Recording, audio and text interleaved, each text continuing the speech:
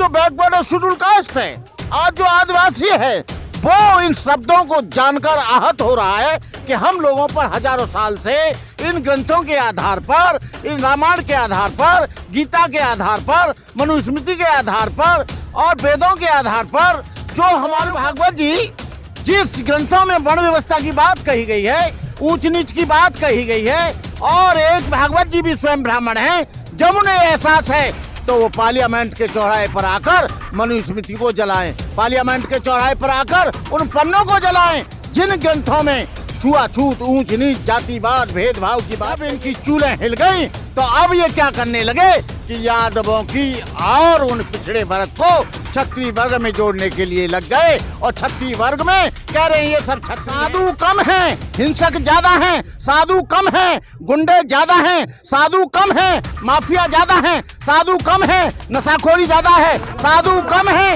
इनके दिल में कहीं भी इनके मन में रहमो करम नहीं है। और ये बात बता दें ये साधु संतों देश को, ये देश के तमाम जो लोग इस वर्ण व्यवस्था को, जाति को बनाकर रखना चाहते हैं, हम उनको चैलेंज देते हैं।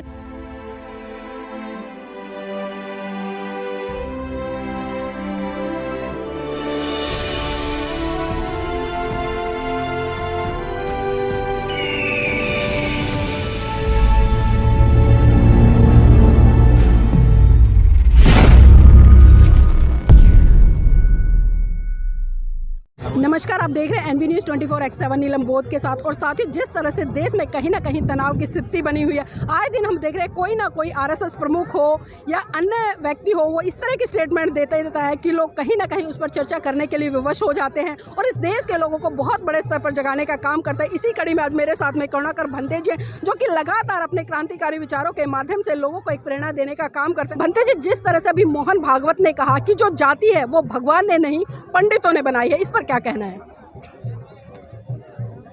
मैं सबसे पहले तो नीलम बौद्ध के चैनल को शुभकामनाएं देता हूं।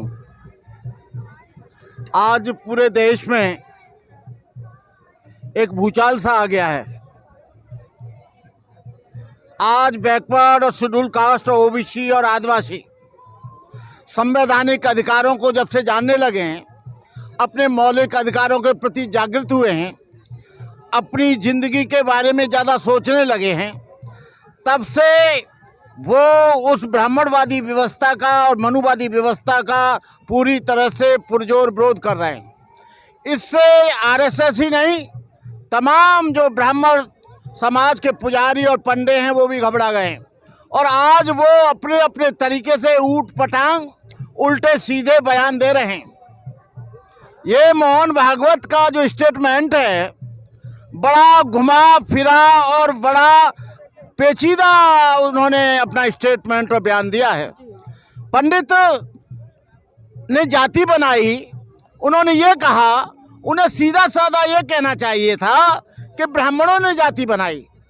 ब्राह्मणों मुखमासी तो राजन निकृत, चाहे जितने भी ग्रंथ हैं वो ब्राह्मणों द्वारा रचित हैं। ब्राह्मणों चाहे वो तुलसीदास का हो, तुलसीदास भी दुबे ब्राह्मण थे, लेकिन तुलसीदास ने भी अरण कांड के 33वें दोहे में लिखा है कि सापत ताड़त पुरुष कहनता विप्र पूज गावे संता पूजे विप्र शील गुणहीना शूद्र गुणगन ज्ञान प्रवीणा। आज जो बैकवर्ड और शेड्यूल कास्ट है, आज जो आदिवासी है, वो इन शब्दों को जानकर आहत हो रहा है कि हम लोगों पर हजारों साल से इन ग्रंथों के आधार पर, इन रामायण के आधार पर, गीता के आधार पर, मनुस्मृति के आधार पर और वेदों के आधार पर जो हमारे ऊपर जुल्म हुआ है वो इन वेदों के आधार पर हुआ है। हम जान रहे हैं कि आज मोहन भागवत जी कह रहे हैं पंडितों ने जाति बनाई, तो पंडितों ने जाति बनाई तो क्या मोहन भागवत उन ग्रंथों में जो बात कही गई है, उन पर्चों को, जो उन पन्नों पर जो लिखी गई है, क्या उन्हें फाड़ने के लिए तैयार हैं? 25 दिसंबर 1927 को मनुस्मृति को बाबा साहब ने जलाया।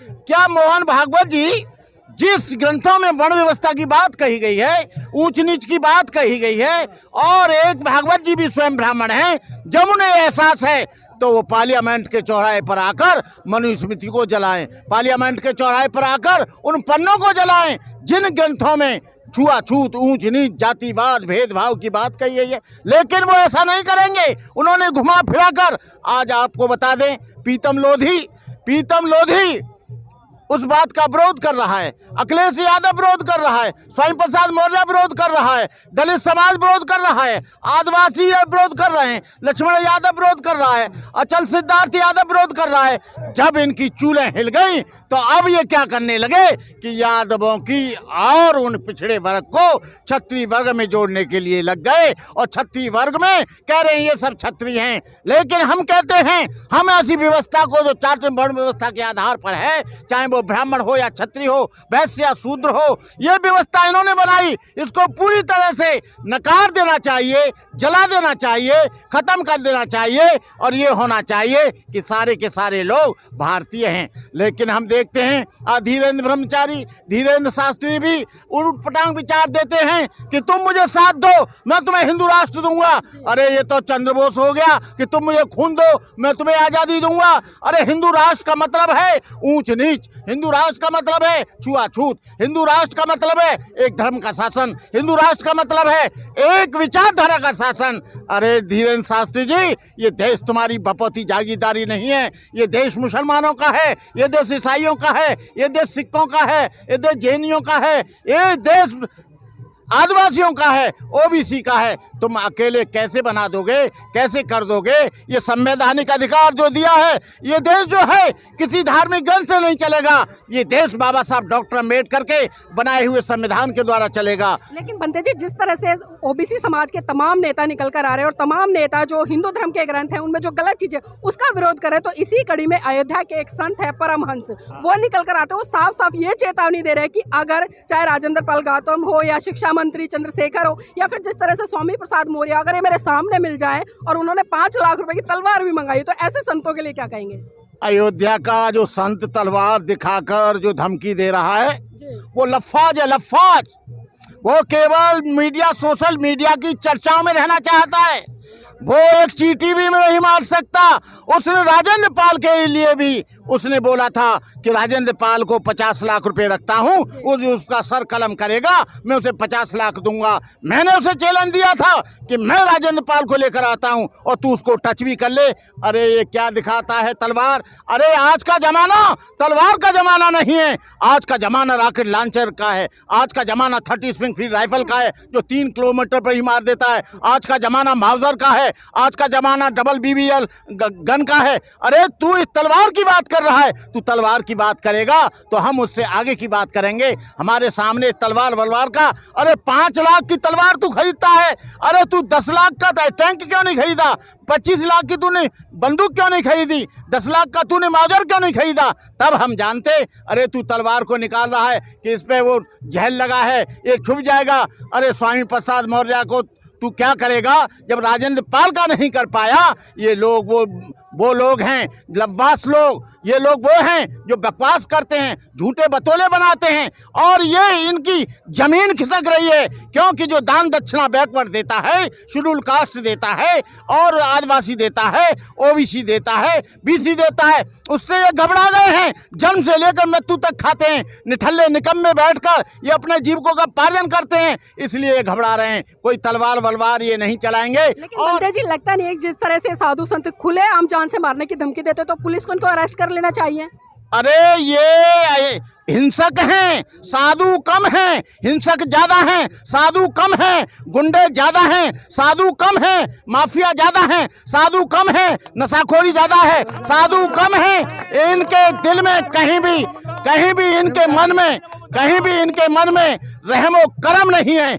और ये बात बता दें ये साधु संतों देश को, ये देश के तमाम जो लोग इस वर्ण व्यवस्था को, जाति को बनाकर रखना चाहते हैं, हम उनको चैलेंज देते हैं। पुरानी पीढ़ी के नई पीढ़ी के लोगों में बुनियादी फर्क है। पुरानी पीढ़ी के लोगों ने तुम्हारा जुल्म सहा, जातिगत आधार पर छुआछूत सही, लेकिन नई पीढ़ी की जो आने वाली नस्ल है वो जुल्म को जड़ से खत्म करेगी, वो लड़ेगी, मरेगी, कटेगी, अपने सिद्धांतों के लिए जीवन कुर्बान करेगी। ये मुगालते में मत रहना कि तुम लोग इस तरह से देश को और इस देश के लोगों को गुलामी में रख सको।